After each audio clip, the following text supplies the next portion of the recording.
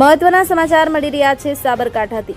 હાથમતી નદીમાં મહિલા પાણીના પ્રવાહમાં તણાઈ વિડીયો સામે આવ્યો। હિંમતનગર મહેતાપુરા હાથમતી નદી નીચલા કોઝવે પરથી મહિલા પાણીમાં તણાઈ।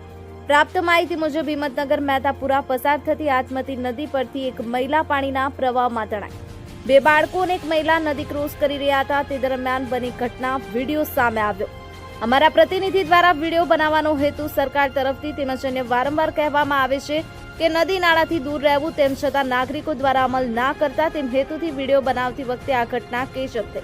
હાલ તો આ વિડીયો માધ્યમથી પોલીસ દ્વારા તપાસ કરી રહી છે। હિંમતનગર ફાયર બ્રિગેડ મહિલાની તપાસ કરી રહી છે।